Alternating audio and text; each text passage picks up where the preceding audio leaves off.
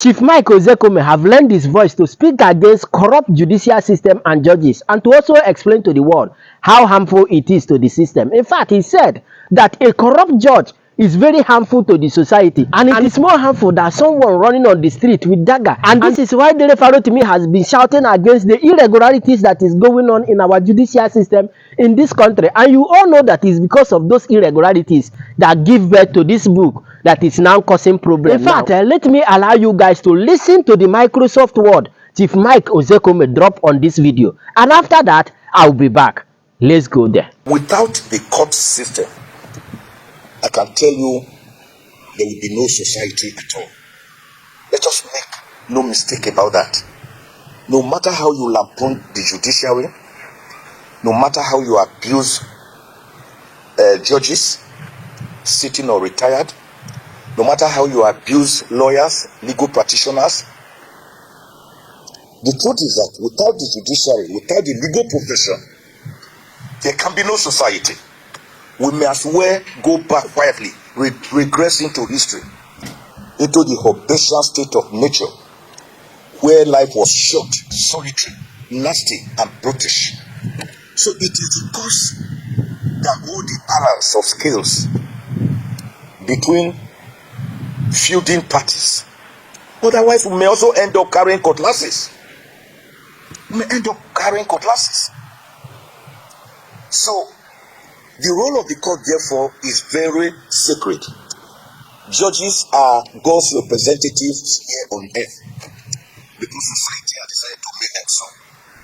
And you can imagine a human being having the capacity and being in a position of authority to sentence a fellow human being to death. That means such a function is not only sacred, it is also one that should be handled in a godly manner. And that is why, even as I defend the judiciary every day, I've done that for 43 years as a lawyer. Judges themselves, the judiciary itself, must rescue itself from itself, so that perception, which is normally reality, does not really hold sway for the judiciary. And that means judges must eschew corruption in whatever form, by whatever means, however beautifully dressed in royal garments. They must, so that when people like me are defending them, we'll be on very sure-footed ground that we can speak. That was why last year I wrote an article that was widely published, critiquing judges and judgments, the dividing line. There's a difference between criticizing a court over a judgment delivered and going for the jugular of the judge, of the judge in his personal capacity. A man or a woman who cannot defend himself. And that is why I have said in some presentations that I think the time has come when the judges should also form the National Association of Serving Judges. Then they appoint one of them as a public relations officer, PRO. Let him for that period not be sitting, so that you can also defend yourself.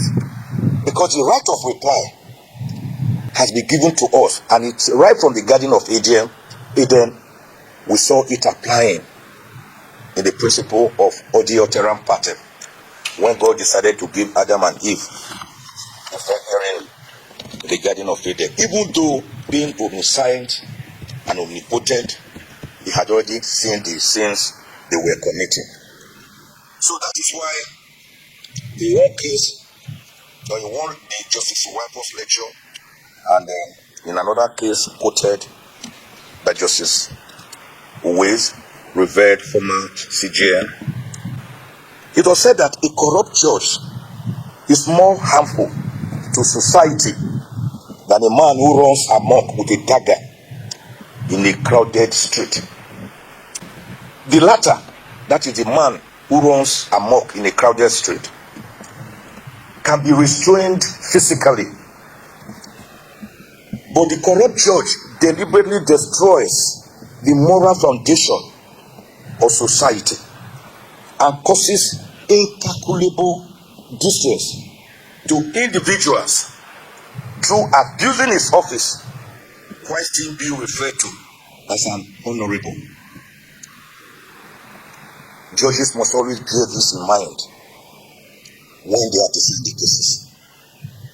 And that is why that woman, blindfolded woman, who did this case of justice, cannot see. And I want to add that she's also deaf. She's blind, she cannot see. She's deaf, she cannot hear. She's also dumb, she cannot speak. In fact, she is numb, she cannot feel. And that is what justice should be. So in Nigeria, under the Constitution, the power to hear and determine cases and enter judgment in favor of a party to a matter who has succeeded in proving his case lies with the judiciary, with the course of law. So judgment, I have 20 minutes. Thank you, sir. So judgments must be enforced, otherwise the party cannot use it for anything, and it may become a pirate judgment. There's no doubt that the age-long law is that a judgment of a court subsists until it is set aside on appeal by a higher court, and that means it must be obeyed. So parties or government agencies cannot choose and pick and choose which judgment to obey and which not to obey. The day we descend to that arena, then we are in trouble. So judgments are sacred, and that is why judges, in delivering them, should also hold their duties as sacred. In reviewing the role of the courts in the enforcement of judgments in Nigeria, it is also important to know the types of judgments that we are talking about. But first, let us start from brass tacks. What is a court? It is constituted and established usually by the constitution of a country through the government as an adjudicating body or institution with authority to decide legal disputes between and amongst disputants, and running and managing the processes of justice in criminal and in civil courts, and adhering to the rule of law, equity, and natural justice. There are various types of courts established under the 1999 Constitution. They are in charge of interpreting the laws, protecting rights of citizens, resolving disputes between citizens and governments, between governments, adjudicating on matters, guarding the Constitution, ensuring access to justice, upholding the rule of law, respecting the fundamental human rights of citizens, delivering effective remedies, and such other functions as may be imposed by law, statutory, or constitutional. Then the next question I interrogate: what is judgment? Saraki and Kutoye, that's causa célèbre, defines it as a binding, authentic, official judicial determination of the court in respect of the claims and in an action before it. A person for whom judgment is entered in his favor is called the judgment creditor, while the judgment debtor is a person that is to pay for that judgment. We also have different types of judgments, which I know my lords here and my colleagues here know better than me. So for the purpose of this lecture, we shall still quickly run through them. Declaratory judgments, a ruling or judgment that defines or clarifies the rights of the parties involved in a legal dispute. It's a binding decision that can be used to resolve disputes, but it does not require the court to order any action to be taken. It merely declares or proclaims the rights of the parties, but it does not contain any order which may be enforced against the judgment debtor. We have executory judgments because every successful litigant desires to enjoy the fruits of his labor. An executory judgment is enforceable immediately after it has been given. And in enforcing judgment, I have here Toko and government of Gongola State defining it as the process whereby a judgment or order of court is enforced or given effect to according to law. So the execution of judgment therefore encompasses the enforcement of the various writs provided for under the laws for giving effect to a judgment. It is one thing to argue your case before it court successfully and get judgment.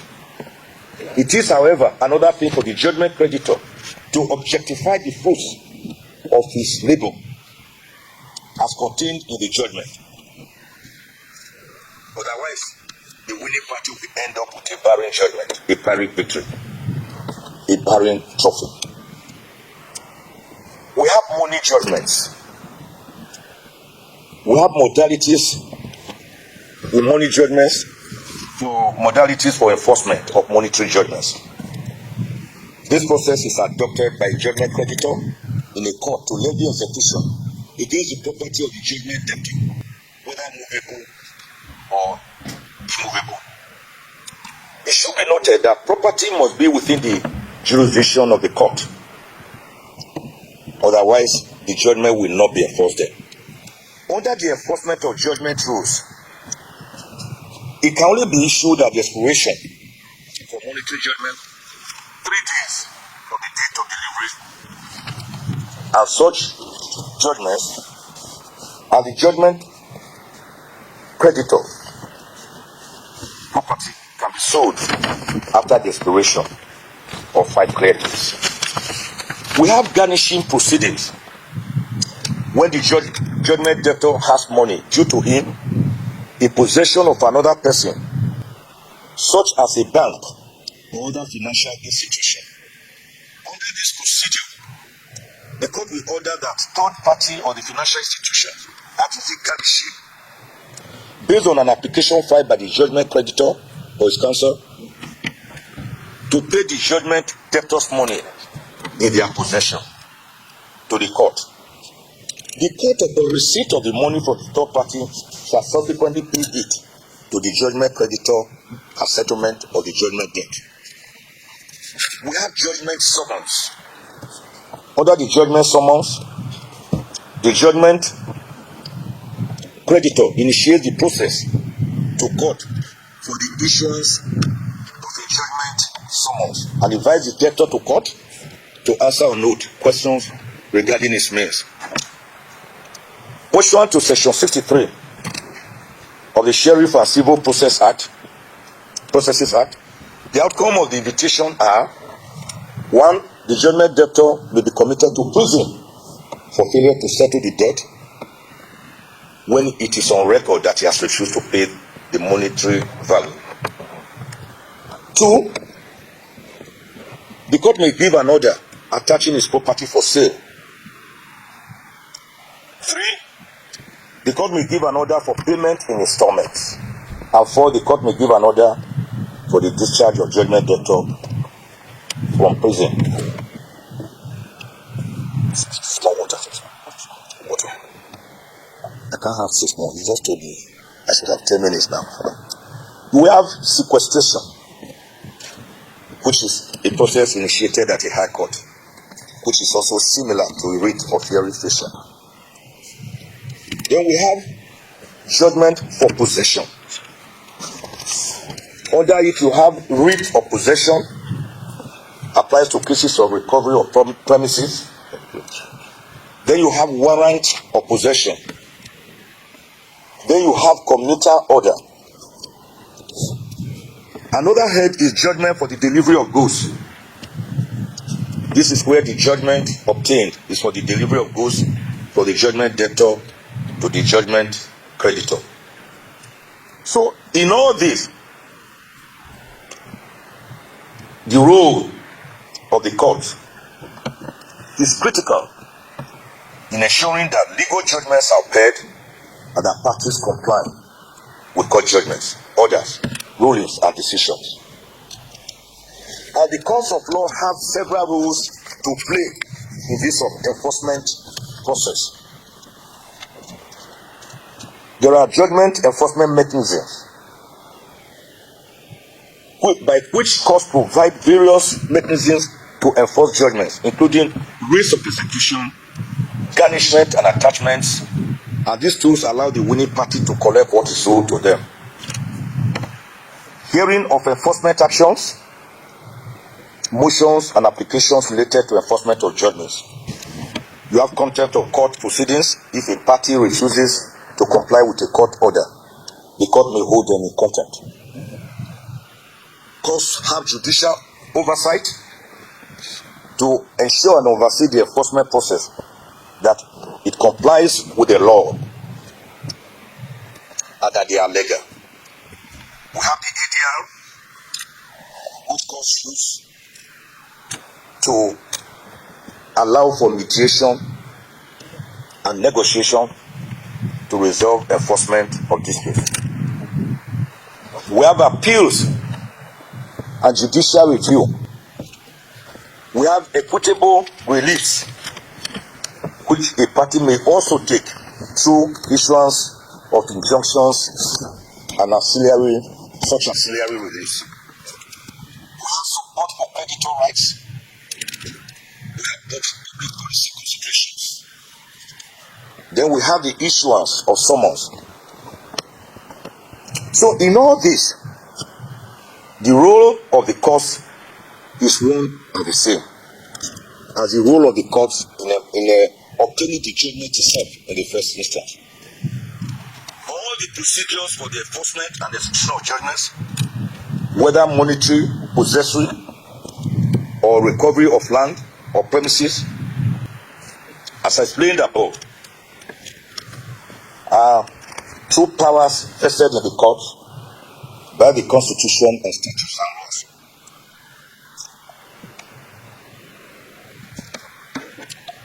We should also note that the court will not just on its own perform or carry out this enforcement. It has to be at the instance of a particular side. Otherwise, everybody will shout that the Judas has descended into the arena of the conflict. Thus, having his vision be clouded by the dust of the conflict. It is only when the court is satisfied with the submission put forward by the judgment creditor to demonstrate its entitlement to it that it will act. It is the duty of the enforcing court to also enforce the terms of the judgment strictly and not go outside them. The courts are also empowered under the Constitution of the Federal Republic of Nigeria 1999 and under the various court rules to entertain applications filed by judgment creditors as well as the judgment debtors. So, in concluding, I want to emphasize that the role of the court in determining application brought before it by judgment creditors for enforcement of judgment is a very critical one, as it ensures that judgments are not barren. I also want to seize the opportunity to appeal to fellow colleagues, lawyers, that when we blame the courts, the judges, for corruption or alleged corruption, we must note that it takes two to tango. Without an offeror, there cannot be an offeree. Without a giver, there cannot be a taker. As a lawyer, who has taken the oath of office must know that it is dirty and extremely objectionable to go and meet a judge behind closed curtains to say, can you help me? If you need a help, go and argue it frontally, publicly, in front of a court. I thank God that I practiced law for 43 years. No judge in the country, serving or retired, even those dead, can say I've ever met them in chambers to help me in a matter. Nor have I ever written a personal petition against a judge. Rather, when my clients write petitions, I disown them and I get out of the case, because I do not want anything to soil my name. If you are dissatisfied with a judgment, for God's sake, there are appellate procedures. Appeal the judgment. That is why under section 6 of the Constitution you have all the superior courts listed therein. High Court, Federal High Court, Court of Appeal, Supreme Court. If one head was bad at the High Court or Federal High Court, then go to 3 better heads at the Court of Appeal. And if it's a ponderous constitutional matter, 5 better heads. If those 3 better heads or 5 better heads are bad and you are dissatisfied, then go to 5 best heads at the apex court. And when it's a constitutional court, 7 best heads. If you are still dissatisfied, then go to your church or mosque and kneel down and pray to God so that you can have salvation in the hereafter. Not writing petitions to scurrilize names of judges who also have wives and husbands, they have children, they have relations, for God's sake. One other area I want to quickly touch as I go to see them, Mr. Attorney General, sir. I thank you, sir. I'm my chief judge, sir, and my CJN, sir. Is the practice where elevated judges, God bless them, I always pray for their elevation, begin to have big parties thrown for them, inviting politically exposed persons to come and enjoy with them. Some of the people may have appeared before them. I've seen some parties where I know that some people, politically exposed people who attended the parties, injustice had matters before such judges. And one of them whispered to me and said, can you see that man decided a case for the state of that politically exposed person? And I didn't know. It is not good for our image. By all means, celebrate. We're not saying you should not celebrate. It's better to celebrate with your colleagues, lawyers, and judges like you. If the PEP people want to help, they can help quietly on the ground.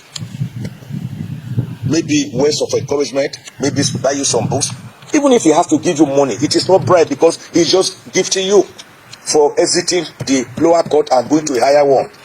But not to be seen taking pictures publicly with such people, I don't think it is good. Then a final word. Courts, I beg of you, in the name of God, I genuflect. And watch me. Hello, sir. I'm actually genuflecting. Allow lawyers to argue their cases. Don't shut them out and impose humongous costs because they have refused to withdraw their cases and they have insisted on arguing such cases. It is their right.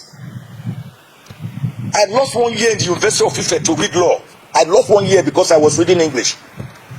And one of the reasons was the beauty of law. When I saw lawyers arguing in cause of law, rules of court have already dealt enough with us by saying you should just make written address and written briefs, not more than so number of pages. I agree with such rules to facilitate justice. And you now go to court, they just say adopt. You say, my lord, I just want to emphasize. You say, no, everything you have written is on paper, adopt. Whereas the judge is not a machine, he's not a robot. He needs to be helped. And we lawyers are the ministers in the temple of justice, wherein is the prime minister. Allow a lawyer to draw your attention to certain points that he wants you to see, to address your learned mind to. You may limit him and say, don't take more than 2 or 3 minutes. Don't take more than 5 minutes. But don't just say adopt and go. That is also not good for the legal profession. Please, sirs, help me relay the word. Tell them not to have award costs against lawyers in their person. You can award costs against the parties. How do you award costs against a lawyer for refusing to withdraw a case that he has filed after thorough research, which he believes to be right? It is not a good practice at all. And the judiciary itself can help itself from itself by delivering judgments, not just judgments according to law, but judgments according to justice. Judgments that deliver justice, not judgment based on technicalities. You get the point now. Everybody is against corrupt judges and judicial system because it is not going to do any good to a developing society. Instead, it will go a long way to damage it instead of building it. But nevertheless, share your thought with me on the comment section. And of course, you know the vibe now. Click on that subscribe button, follow and share for more updates. Because like this, we move.